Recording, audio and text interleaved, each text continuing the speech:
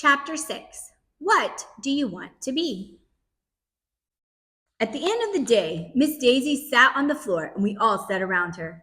She told us to talk about what we wanted to be when we grow up. I want to be a veterinarian, said Andrea Young. Does anyone know what the word veterinarian means? Asked Miss Daisy.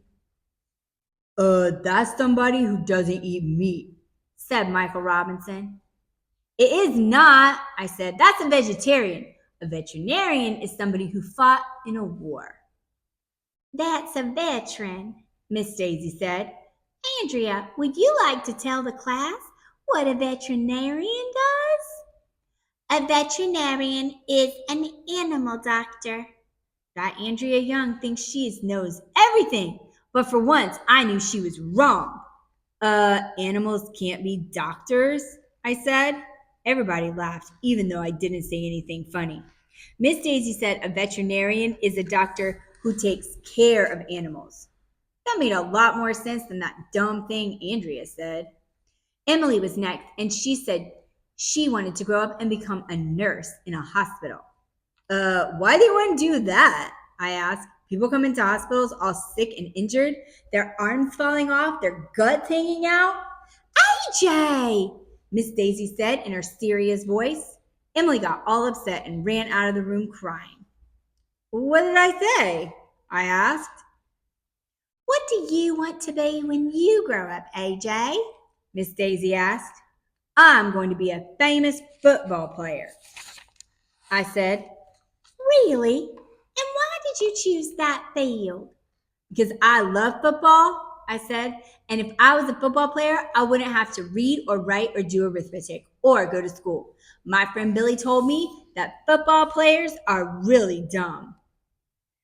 Your friend told you that, said Miss Daisy. Yeah, Billy is really smart. He also told me that if you dig a hole deep enough, you can dig all the way to China. And if you fall into that hole, you fall all the way through the earth and pop right out the other side. And you'd be moving so fast that you'd shoot all the way into outer space. Michael Robinson said that sounded cool. He decided that instead of becoming a firefighter, he wanted to become one of those hole-digging astronauts. Emily came back into the room with a tissue. Everybody else went around in a circle saying what they wanted to be. This girl named Lindsay said she wanted to be a singer. Ryan said he wanted to be a businessman like his dad. Andrea Young said that if she couldn't be a veterinarian, she wanted to be a teacher like Miss Daisy. Then she gave Miss Daisy a big smile. I hate her.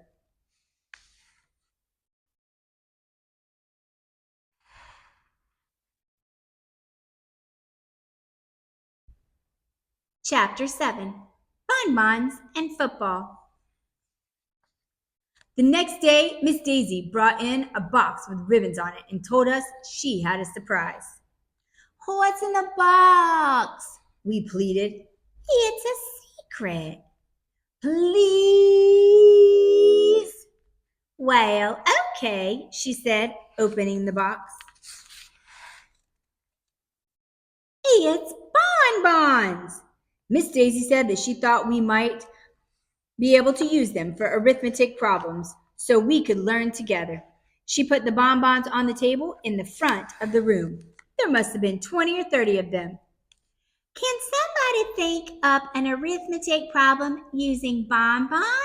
She asked. Andrea? If you had 3 bonbons in a box, said Andrea as she put 3 bonbons into her pencil box, and you had 3 boxes just like that, how many bonbons would you have all together? Miss Daisy looked at Andrea's pencil box for a long time, counting in her head and on her fingers. Any dummy would know that 3 boxes with 3 bonbons in each box would equal 9 bonbons. 3 times 3 is 9. But Miss Daisy didn't seem to know that. Finally, she just opened up Andrea's pencil box and popped the 3 bonbons into her mouth. Who cares how many bonbons I would have, she asked, as long as I get to eat some of them. Miss Daisy really needs a lot of help with arithmetic. After she had eaten her bonbons, Miss Daisy passed out bonbons for all of us, and we had a bonbon party. Then she said that was enough arithmetic for the day and asked what we wanted to talk about for the rest of our math time. Football! I shouted. Miss Daisy didn't like that I talked without raising my hand first. Personally, I don't see what raising my hand has to do with talking, but I don't talk with my hands. But she did let me talk, and I told her that football is just about my favoriteest thing in the world. I know all about it. My dad takes me to every game of the Chargers, a professional football team. Maybe you can help me, Miss Daisy said. I always wondered, how long is a football field? 100 yards, I told her. Anybody knows that. Wow, that's a big field. With a field that big, how can you and your father see what's going on? My dad always tries to get us seats near the 50-yard line, I said. They're the best tickets. Why? Miss Daisy asked. Because the 50-yard line is right in the middle of the field. Does that mean that half of 100 yards would be 50 yards? She asked. Yup. I see, Miss Daisy said. So if you know there are 100 yards on a football field, do you know how many pennies there are in a dollar? Andrea? 100, hollered Andrea Young, just like a football field. Really? Said Miss Daisy. So if half the football field is 50 yards, how many pennies are in half a dollar? 50, Michael Robinson shouted, because 50 is half of 100, and 50 plus 50 makes 100. And half of 50 must be 25 because 2/4 is 50 cents, added Emily. And 4/4 makes a dollar, Ryan exclaimed. And 4/4 makes a football game too, Miss Daisy shouted, jumping up and down with excitement. Wait a minute, I said. I thought you told us we were finished with arithmetic. This wasn't arithmetic, she told us. It was football. Well, okay, I said, just as long as you weren't trying to sneak arithmetic into our conversation about football. Would I do that? Miss Daisy asked, and then she winked at me. Thanks for watching. If you love this book and want a copy of your very own, you can get one at the link below. If you had fun reading along with me, please like this video.